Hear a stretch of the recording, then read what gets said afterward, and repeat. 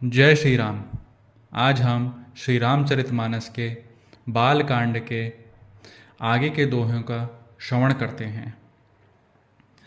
सुकृति शंभु तन बिमल विभूति मंजुल मंगल मोद प्रसूति जन मन मंजु मुकुर मलहरनी किए तिलक गुण गण बस करनी।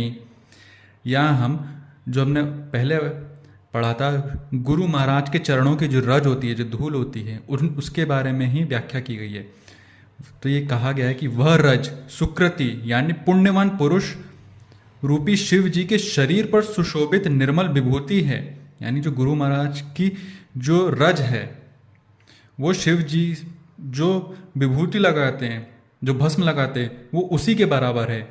और वह रज सुंदर कल्याण और आनंद की जननी है, उससे बहुत कल्याण और आनंद होता है। भक्त के मन रूपी सुंदर दर्पण के मैल को दूर करने वाली और तिलक करने से गुणों के समूह को वश में करने वाली है। यानी जो श्री हमारे गुरु महाराज होते हैं, उनके चरणों के अगर हम रज लगा लें तो हमारे जो मन का जो मैल होता है उसको नष्ट कर देती है। इतना बढ़ावा है, बताओ उनका। श्री गुरु पद नख मणिगन ज्योति सुमिरन दिव्य दृष्टि है होती दलन मोह तम सोस प्रकाशु बड़े भाग और आवई जासु। श्री गुरु महाराज के चरण नखों की ज्योति मणियों के प्रकाश के समान है, जिसके स्मरण करते ही हृदय में दिव्य दृष्टि उत्पन्न हो जाती है। वह प्रकाश अज्ञान रूपी अंधकार का नाश करने वाला है। वह जिसके हृदय में आ जाता है उसके बड़े भाग्य हैं। तो यहाँ गुरु महाराज के चरण नखों में नाखूनों की जो ज्योति है उसके बारे में इधर व्याख्यान किया गया है कि वह भी एक दिव्य आशीर्वाद है हम लोगों के लिए। कुल मिला के गुरु महाराज जी के प्रति हमारा कितना प्रेम होना चाहिए, यह इधर बताया गया है। उघर बिमल बिलोचन ही के मिटई दोष दुख भव रजनी के सूजई राम चरित मन मानिक गुपुत प्रकट जह जो जहि खानिक।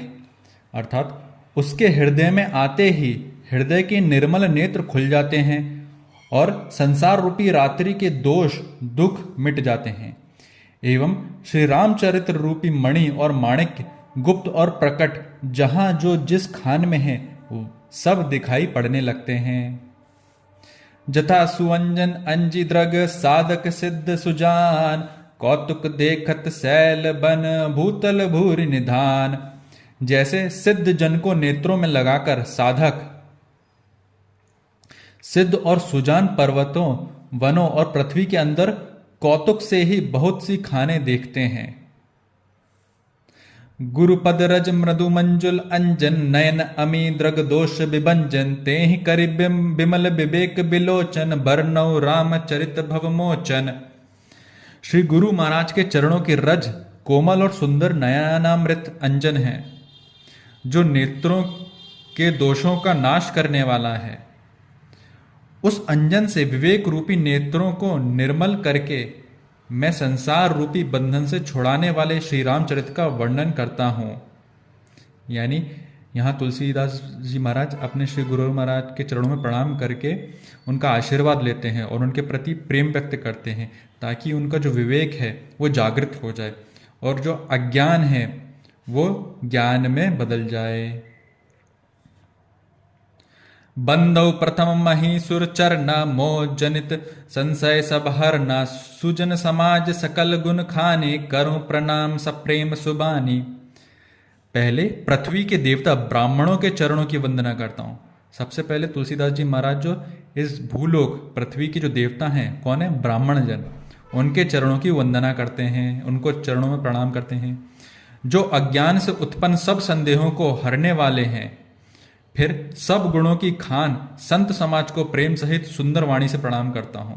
तो पहले तुलसीदास जी महाराज पहले ब्राह्मणों की चरणों की वंदना करते हैं, फिर उसके बाद संत समाज को प्रणाम करते हैं।